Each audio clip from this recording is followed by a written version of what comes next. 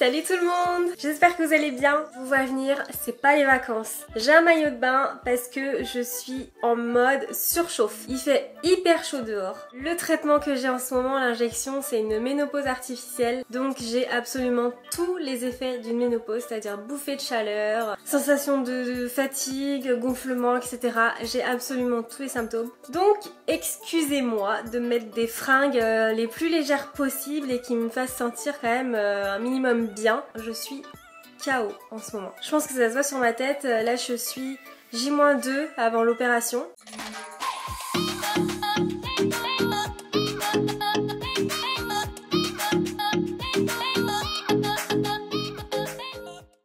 Ça commence à monter au niveau du stress, sachant que là en plus il faut que j'appelle encore la secrétaire médicale parce que j'ai toujours pas l'heure de rentrer, j'ai toujours pas...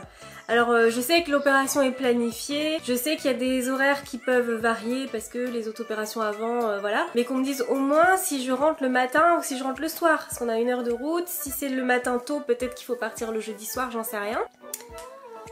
Non mais attendez, je vous montre. Regardez.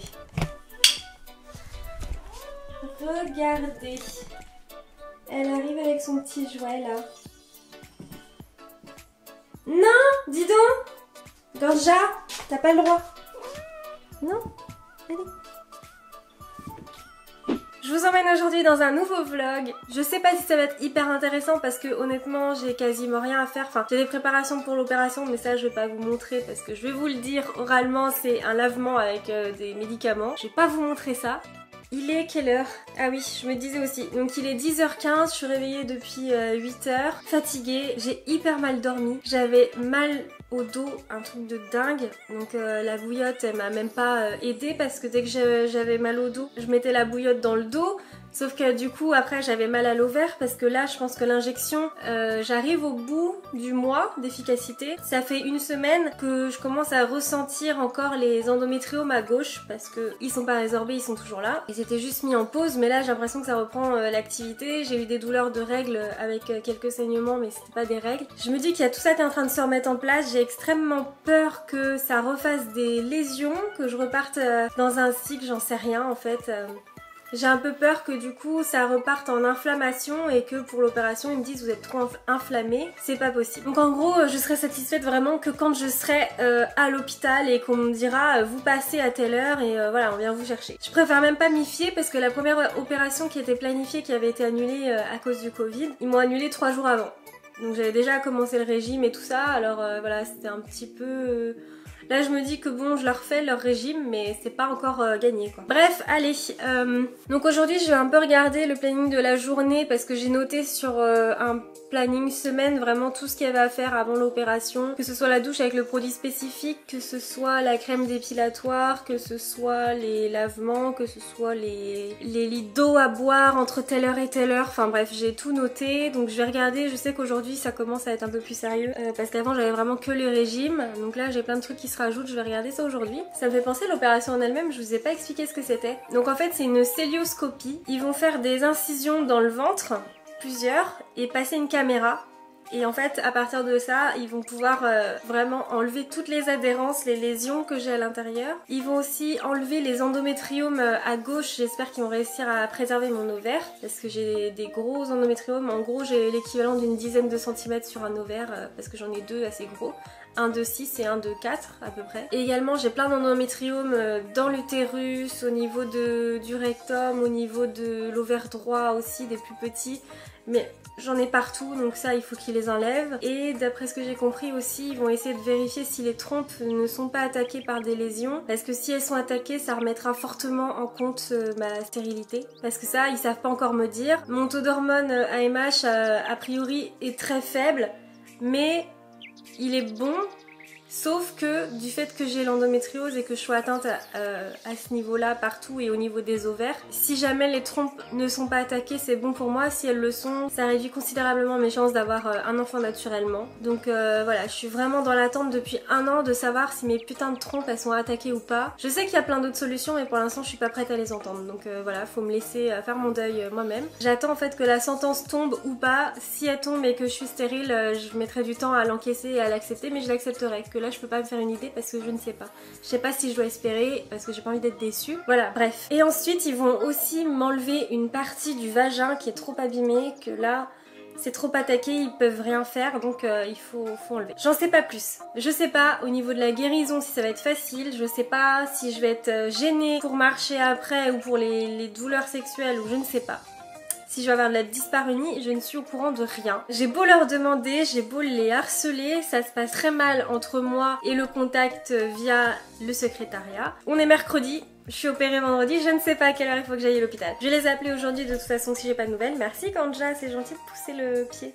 Vu la chaleur, je vais aller débâcher la piscine pour que l'eau puisse chauffer un petit peu parce que hier ça m'a fait beaucoup de bien au dos. Il faisait tellement chaud que avec les bouffées de chaleur et tout, je n'en pouvais plus. Bref, c'est parti!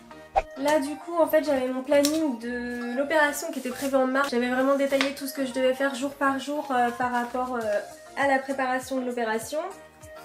Mercredi, ah c'est aujourd'hui faire la crème dépilatoire.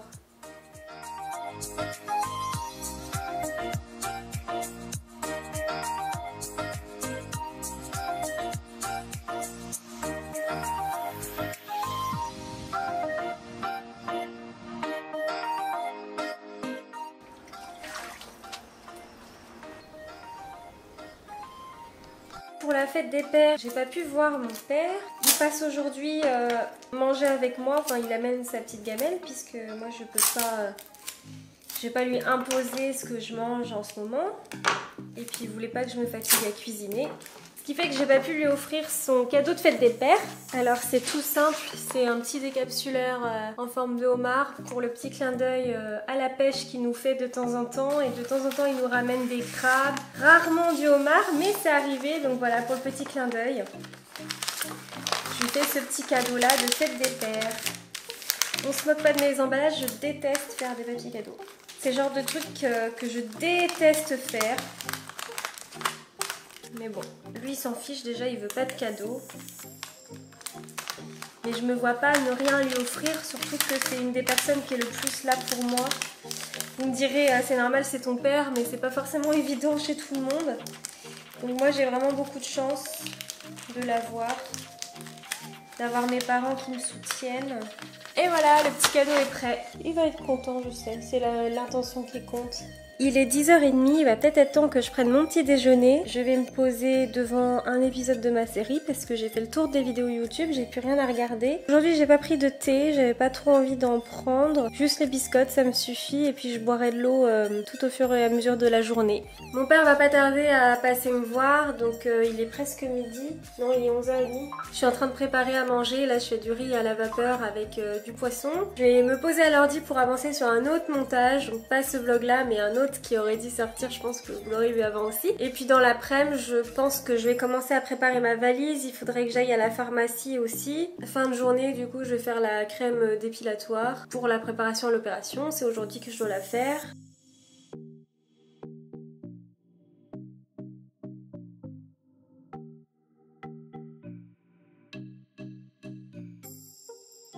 Ça, c'est le montage du premier vlog que je suis en train de terminer.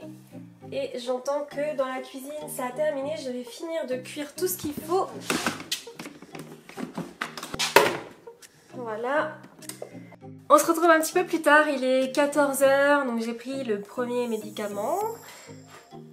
Alors, ce que vous entendez, c'est Ganja qui est en train de rentrer dans ma valise. Tu m'as fait le coup pour le Sri Lanka, tu sais que tu ne peux pas partir avec moi. Là, je vais à l'hôpital en plus, c'est le veto pour les humains. C'est ton énervé là, je te vois taper de la queue là. Non, oh là là, je craque, c'est trop mignon. Trop mignonne. Justement, j'étais en train de vous dire que je commençais à remplir un petit peu ma valise avec les choses les moins importantes parce que tout ce qui sera dernière minute, forcément, ce sera demain. Pour éviter d'avoir la tête comme ça, je préfère m'y préparer tant que je suis un peu tranquille. Je commence à avoir le stress quand même qui monte. Kelly, si tu passes par là, j'ai pris tes chaussons. Il m'a dit qu'il fallait de la lecture, alors du coup, je vais reprendre. J'avais adoré, ça c'est le premier d'ailleurs. Toute la série là, La quête des Willan, et en fait c'est des trilogies. Combien il y en a? Je crois qu'il y a 3 trilogies. Et en fait c'est de Pierre Bottero, c'est vraiment un monde fantastique, etc. Et j'ai adoré ces bouquins-là. C'était ma tante qui m'avait fait découvrir ça, et ça fait hyper longtemps parce que j'étais au collège. Et j'ai très envie de les relire.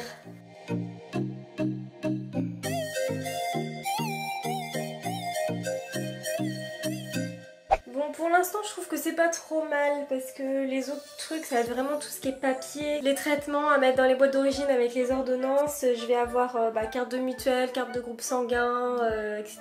Ce que j'ai oublié de mettre dans la valise et que j'adore, je suis abonnée en fait, c'est le magazine Psychologie, et en fait il y a des dossiers qui sont vraiment bien. Là les 3 derniers que j'aime bien, c'est l'intuition, comment l'écouter, la développer, mieux vivre l'instant présent, oser dire oui, savoir dire non. C'est des thèmes que j'adore, qui sont vachement bien traités, vachement bien expliqués, et ce magazine là c'est vraiment une pépite. Donc voilà, j'ai souscrit à un abonnement. J'ai l'impression d'être McFly et Carlito. J'ai souscrit un abonnement à ce magazine là qui est vraiment tout petit, ça tient voilà, dans un petit sac à main et du coup dans ma valise.